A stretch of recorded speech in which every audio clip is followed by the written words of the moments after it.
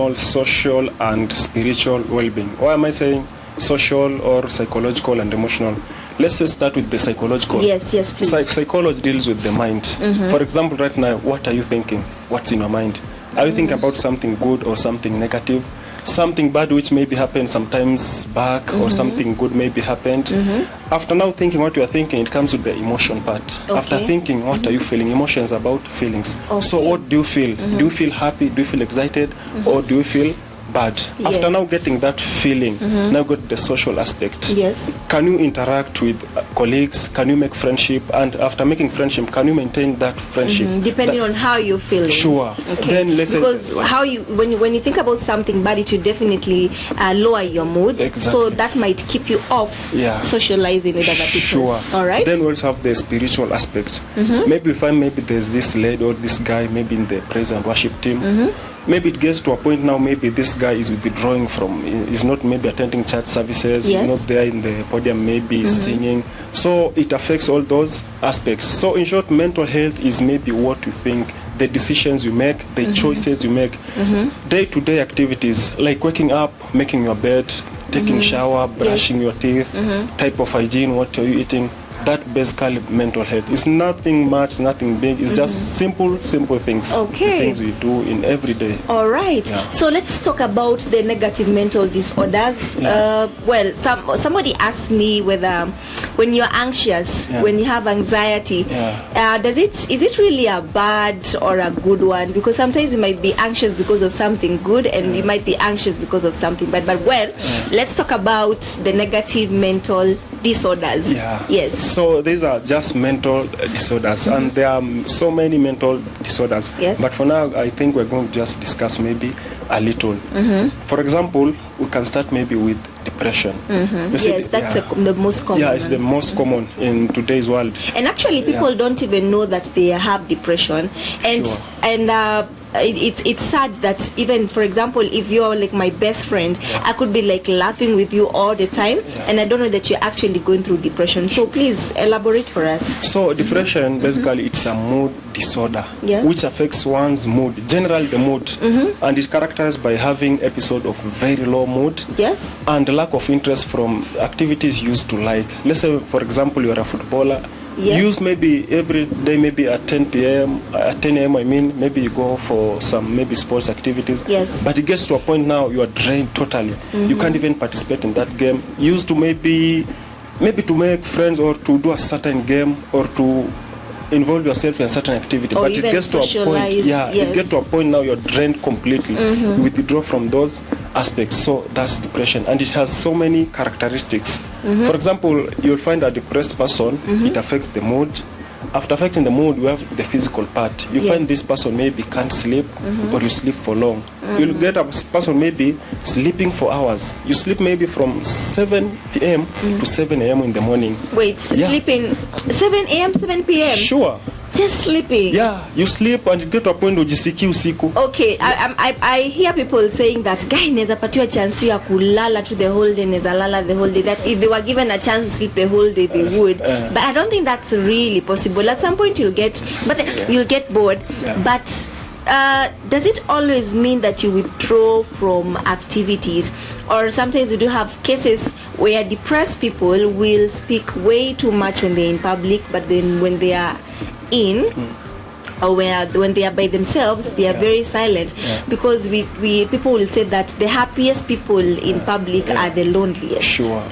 So that happens. Let's say, I can say in simple term, people mask their feelings. You mask your emotions. Maybe things are not working out well, but in that public figure, you want to show people, this is Boma, things are working. But once you get back home, things are not working. So you mask whatever you're feeling, you just try to mask it. And now once you mask it, it drives a lot of fear. Do you know a depressed person just pretending to smile or giving you that grin, it drives a lot of energy from the body. So that energy being taken away is one making that person maybe to sleep for long. So you may end up sleeping from the same I said 7 a.m. maybe to 7 p.m. to 7 a.m. And you wake up, after sleeping, you wake up maybe after like 5 minutes, you recover, you freshen up, you feel energized. But this person wakes up again feeling so tired. Yes. Yeah, because of the mental training. Whatever. Yeah. Yes. She's drained or he drained completely. So you wake up feeling tired. You try maybe to refreshen a bit. You come back, you feel exhausted. Again, you go back to sleep. Yes. You wake up, let's say like 11 a.m. Again, you're so tired. So you sleep, waking up, feeling so tired. Sleep again, waking up so tired. Yes. And again, there's the opposite one. There's a episode called insomnia. Yeah, you don't insomnia. sleep at all. You don't sleep. Sometimes I do suffer insomnia. I probably sleep at 12 and wake up at 4. Yeah. But then of course I'll have some sleep later on in the day. But does it really mean that I'm depressed or I'm just anxious or I'm just... Okay, now it depends. When you're not sleeping, what are you thinking? And with this, for you to diagnose a mental disorder, you don't dwell on one or a single symptom. There must be a cluster of symptoms. What if you're just online? No, it might be just a normal. For example, you have one symptom of depression. I can't rule out you are depressed or you have depression. Yes. That's just one symptom. There must be cluster of symptoms, like 5 symptoms. For example, let's say there's this person, he's not sleeping, he's not eating. Personal hygiene, he can't perform personal hygiene, he can't socialize. So you see all those parameters. Or another thing is, for example, that behavior, is it causing danger to yourself and others? Is it maybe leading to dysfunction? You're not functioning in a normal way. Is it deviating from the standards of the society? So there are so many aspects we don't, and for us to come up with the conclusion, this is a mental health disorder. Because we find there are normal stressors. For example, I can feel down maybe for a single day. I can't say that's depression. So there must be maybe, for example, in a depression, there must be a duration of like 2 weeks. So maybe... So it's a continuous thing? Sure. So like 2 weeks, lack sleep for 2 weeks, you don't eat well for 2 weeks, socializing for 2 weeks. So all those aspects for that duration is now we rule out now this is a case of mental health disorder. So okay, we know that there are so many other mental health disorders: depression, anxiety, schizophrenia, OCD. You know what OCD is? Oh my goodness. People would not think that it's actually a mental disorder when you want like everything to be perfect. Exactly. Like unapatana na mtu yani they are so perfect. Very like perfect. if you place this microphone somewhere, they'll be like, no, place it where it is. Is it like I don't want to call it like a positive mental disorder, but I don't think there's any positive mental health disorder. There's no positive. In fact, OCD, it's called obsessive compulsive disorder. This person is extremely organized. You know something when it goes to the extreme part, it now becomes a disorder. Even the cult, it goes to the extreme. So if this person, you might get to someone's house, even you just fear maybe sitting in the course. Unasikia ni kama unatoa ngozi. Vile ametandika, you can't even step on the maybe tiles. Vile ametandika so maybe just sip a water and it spills, just anachukua handkerchief amepangusa. So this person is extremely orderly. Vile amearrange kama it's spoons ziko hapa. Kama ni nini ziko hapa. You'll find a case maybe even locking a door. For example, this person at a lock like out and you're like nimezima gas. Unafungua nyumba unaangalia. Then you lock and then you check because I understand there are people who have been raised in very poor backgrounds, not poor as in financially, but in a way that their parents were always beating them up.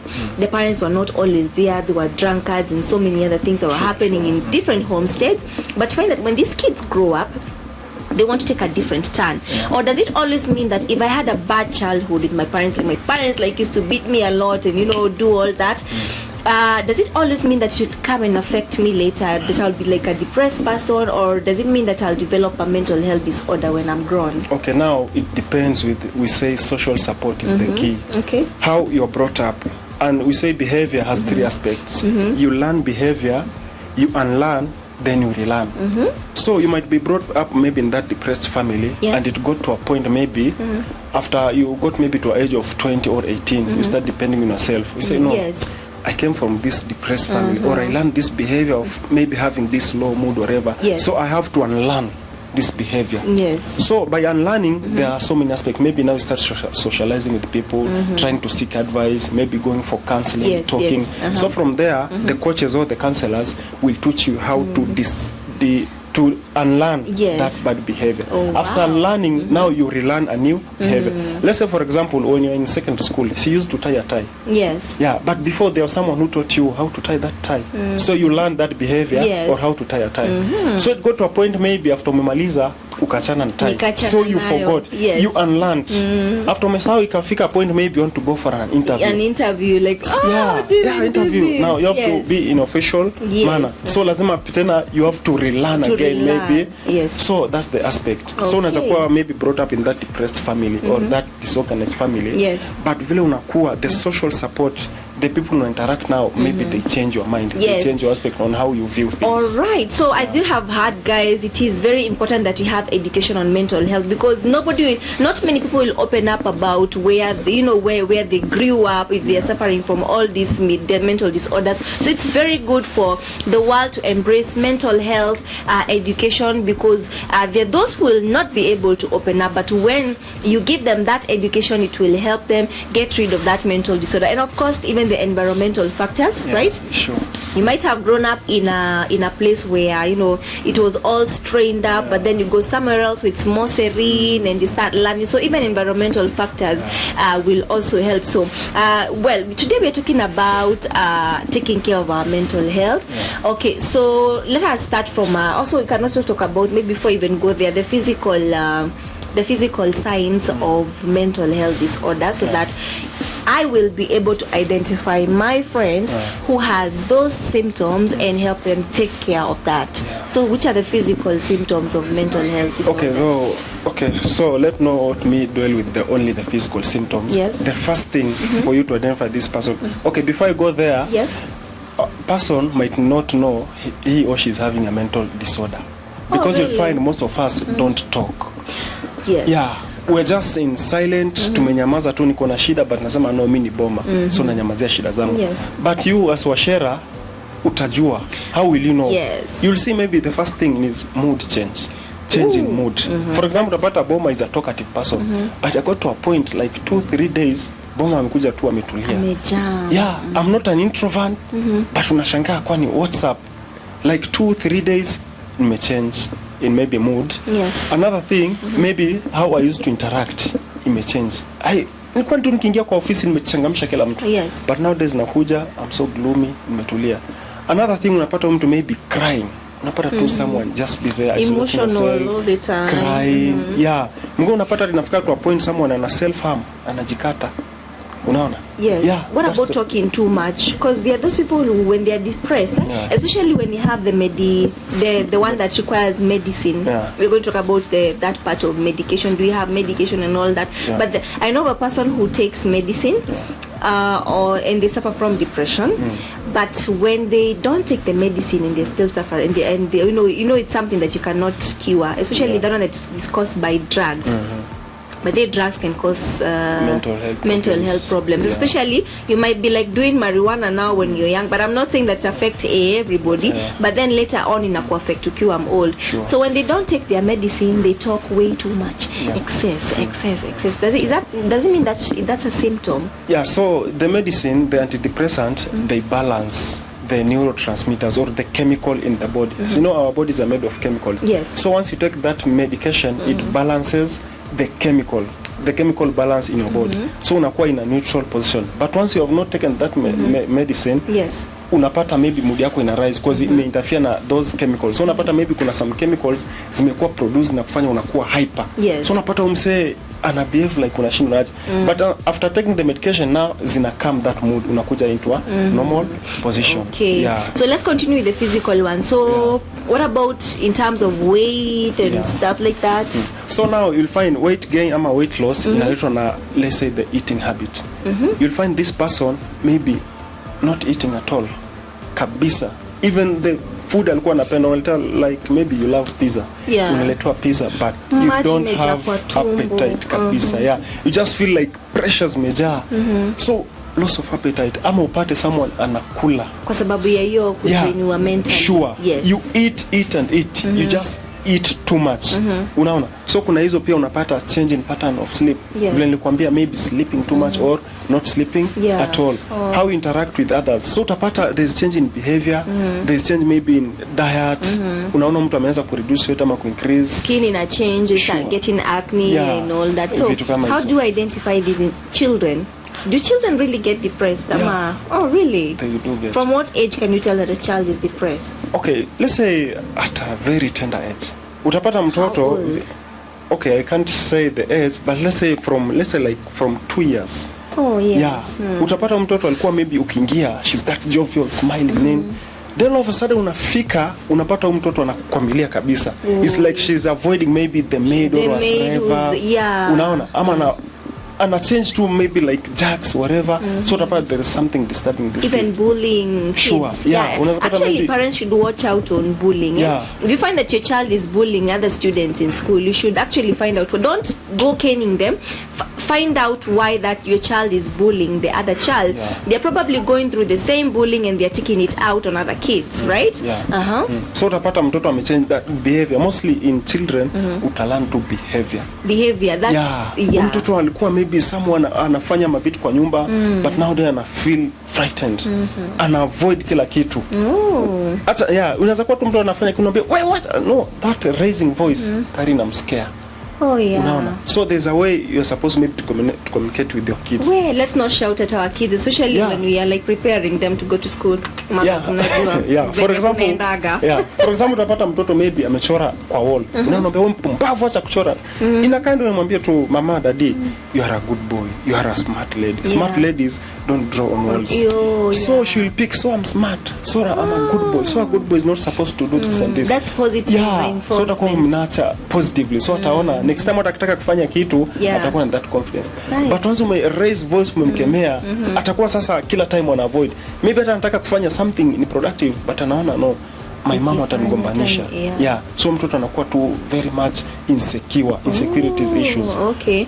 In African setup as mothers tunabelieving ukishautia mtoto you know, that's how you are raised too. So but now because we have the education with us, we are able to know that shouting at a child, caning, okay, tunaambia spare the rod, spoil the child, but well, sometimes we do have to use that mwiko. But okay, hata kama ni kuchapa makosa. Mwambie I'm caning you because of A, B, tomorrow don't repeat. Atakuwa anaelewa. But sile tu unachapa mtoto hata ajui what's the problem. Hiyo ndo mbaya. Makosa alifanya last year. Even is in the Bible. Chukua fimbo, chapa. Yes, but you tell them why you're caning them, because they will be able to know. All right. Now we are on how to take care of our mental health. So with all this happening, and sometimes it's beyond our control, but it's good that we know how to take care of our mental health. So guide us on that. Okay, so the first thing to do in taking care of yourself or taking care of your mental health is just having a rest, taking rest. For example, maybe after your daily activities, weekly activities or monthly activities, just find some few hours or a day, just have a completely rest out of social media, out of whatever. Just go and relax. So we avoid screen time. But then screens, they just really, you know, especially when you're like on TikTok, you find one interesting video, like I'll watch this video and then I'll be done. And then you find your thumb, unaona ingine zingine zinakuja hadi disturbing, zinafanya hadi usipate usingizi. So screen time, no, after let's say 10. Just say 10. It's a discipline. Just make it a discipline. Sema after 10, mimi na simu hapana. Then there is the difference between rest and sleep. Unasikia Jeff? Put that phone down. Masa ya kulala ni tofauti na kurest. Rest inaweza kuwa hata mchana, ikifika maybe at 1. Just decide maybe 1 to 1:30 is just my rest time. Go somewhere maybe at under 3 or under a nice shade. Just go there, just relax. Somewhere cool or somewhere there's like a river. Time with yourself. Just time with yourself. Rest hapo tulia. Kitu ingine, there's something we call meditation or breathing techniques. Maybe you have been overwhelmed by stress or pressure from a day. Just go somewhere, relax, just take a deep breath out, deep breath. Once you breathe in peace, breathe in good things, breathe in love, then breathe out all the negativities. You just control your breath in just a soft way, slowly, soft way. yeah, inakuiz exactly those sighs. Yeah, in fact, actually when you breathe sure, in and out, you feel relieved. Sure. Yes. Ushaongea na mtu mpaka unapata akishatoa hey, relax. Ana cool. Yeah. So we just try the breathing techniques inasaidia. Another thing is hygiene. Go for vile vitu unapenda. For example, just take an apple a day, a fruit, ka banana, inakusaidia. That's diet. Yeah. So stick to your hygiene. Hiyo inakusaidia kuimprove your mental health. Hygiene is cleanliness. Sure. Yeah, yeah, I mean, yeah, hygiene is kuoga, sorry, kuoga, nenda tu take bath. Hata sometimes weka music ukiwa hapo. Yeah. Yeah. Unaimba tu. Yeah. Nimeconfuse hygiene na diet, nilikuwa nasema diet. Yes. So yeah. It's okay. Yeah. So hygiene, nenda ingia bathroom, fungulia music yako kama ni soul music nini, acha imbe, warm shower ama hot shower. Just enjoy that shower. Yes. Yeah, hata umesema dance, sometimes that's the music you love. Ifungulia hapo peke yako kwa room, just dance. Once you dance, una distract your mind and yourself from those stresses. But you see that those guys will like live like a big family, and maybe some of them are a bit reserved, they can't dance, but they can only stand to other things, isn't it? It's not necessarily dance. Unazamua hata wende mahali, just write your lyrics, go and sing. Yeah, but they're journaling, even writing down. But they, you know, I teach people about having personal journals, where you write about your day's activities, you write about your feelings. Like you can say, today I woke up in the morning and I was feeling so bad, so I went to the shop and my stomach just bloated next to this handsome guy, and I feel so embarrassed. And the whole day. Those are the things to do. When you write it down and you know, you let it out through writing. Actually, writing is another way of expressing those feelings that you're not able to speak out, right? Yeah. You can just write a letter to yourself. Maybe you can just write a letter to your past, how things have been in your past, maybe a letter in your present state, then another letter to your future. Yes. Yeah, you promise yourself great things that will help you. Another thing is a physical exercise. Yeah, go and have an exercise. Now, not necessarily you go to a gym or you go running. No, you can just have a 30-minute walk. Tembea tu pole pole. They say that walking is the best exercise because it's simple and it's engaging. I mean, you know, you can interact with people when you're walking, you can see stuff when you're walking. So just walk, tembea tu for like 30 minutes. Ukirudi at least kuna kale ka uchovu, ingia shower at least. So nizo in mental health, but then it's just simple things. Simple things. Yes. Vitu zingine now you can just talk, look for a therapist ama a trusted friend. So kila mtu una trust, and don't share your stories with everyone. Nasemaga identify your friends. Yes. Jua huyu WACHERA ni my best friend, as share naye my secrets. Devi huyu ni rafiki tu wa salamu. Devi ni aje poa. Jeff maybe eno jokes. Ikifika time ni jokes, acha twende jokes. Na ni kweli by the way. So differentiate. Kama huyu namwambia my secrets, si huyu. But the more nakwambia secrets naambia huyu, inafika mahali sasa hiyo imekuwa ni mshene. Everyone is discussing Boma. So hiyo kitu itan piece off. Itanifanya nikuwe down. So next time maybe nimekuwa na a certain problem, I won't share. Unaona? So once you're sharing, identify that person, trusted one. Na wewe mtu akitrust, share information na wewe kindly. Confidentiality is the key. Yeah, confidentiality. Promise that person usitoe ile maneno amekwambia at least. So utakuwa umemsaidia. So those are the things unafaa kufanya at least ina boost your mental health status. But the other people who are not even able to open up to other people. So they say that sometimes you can even look into the mirror and just talk to yourself. By the kujiongelesha ni normal. Yeah, it's very very normal. For real? Yeah. Oh, I do it a lot. Even laughing at yourself. I have a meeting with myself. Yeah, you can even sometimes just make a joke ama ujichekelea. Sure. Yeah. Don't think I'm crazy. They say intelligent people talk to themselves with this. Psychology says that. But pia inategemea, isiwe tu kila time unaongea. So ushapata na mtu barabara anaongea tu, then unampata anajifanya alikuwa anaimba. There's a time somebody found me talking to myself. So I was washing utensils in the kitchen. I was just having my own drama. You know, like I do drama a lot. So I was just talking and just imagining that I'm writing a script. So alikuja kakatu nyuma yangu tu. So he was wondering what is wrong with this girl. Sasa niliangalia tu nyuma. Oh my God. What are you talking to yourself? But maybe in that activity so ulikuwa unaandika maybe a song ama that drama. No, I was having a conversation with myself. Was it a healthy conversation or an unhealthy one? So it depends on what kind of conversation. Was it a healthy one?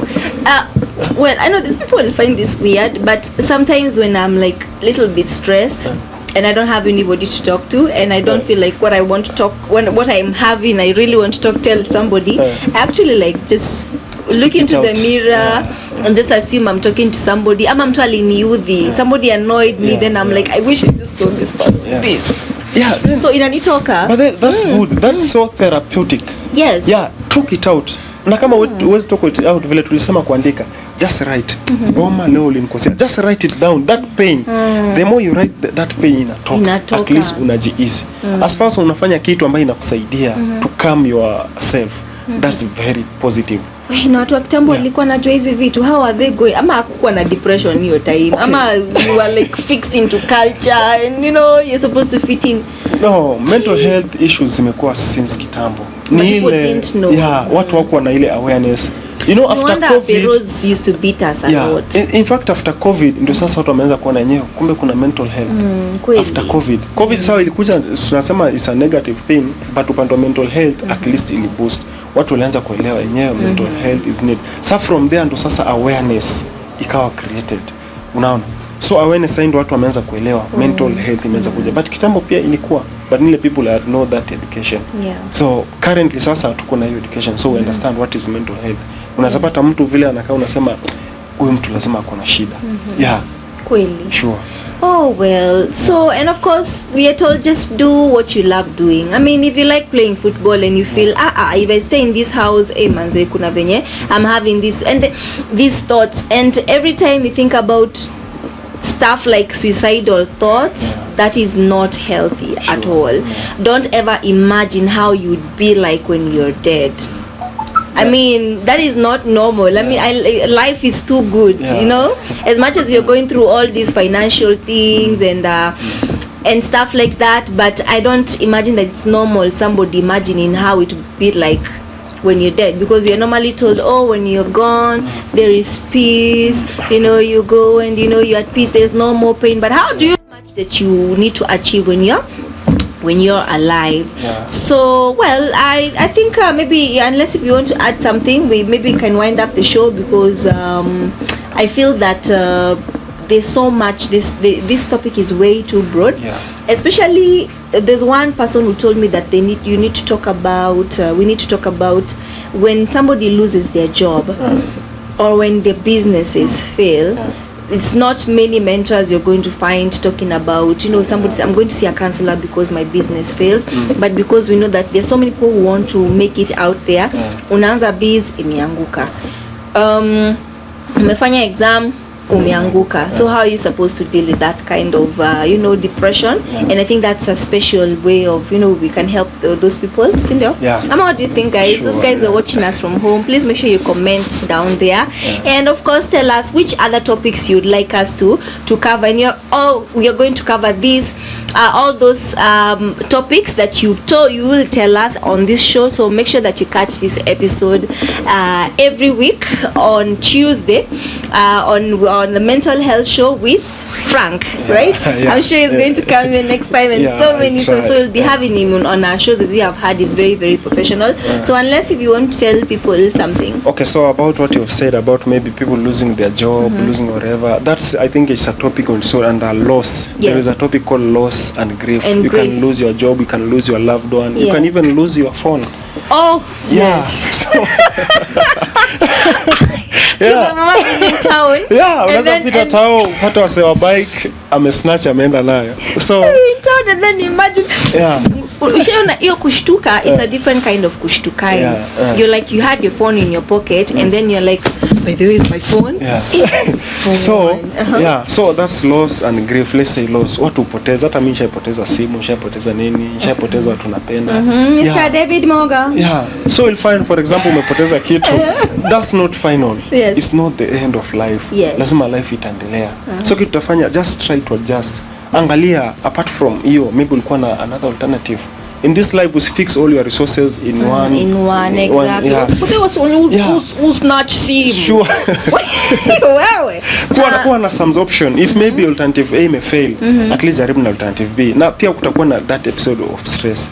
Ni sawa tunasemaga it's normal, it's okay not to be okay. Once umekuwa maybe uko down, sometimes kuwa too sad na that moment, feel that sadness, but don't put yourself too much in that sadness. Feel that sad for sometimes, like some hours, then jaribu kujitoa. What about me, for example, if you think about the negative thing, for example, if I lose this phone, I'll be like, by the way, phone, hata ni kama tu ilikuwa sign tu ya kunifanya tu ninunue phone nyingine. This phone is too old. So God was giving me a sign. Comforting yourself. Yeah, comforting. That's good because you're comforting yourself. But isifike mahali unasema sasa nimepoteza job, so maybe I'm going to hang myself. No, that's not end of life. There's way too much to live for. Sure. Angalia, then sometimes practice your hobbies. Maybe you are skilled in different, maybe singing, maybe writing, ama dancing.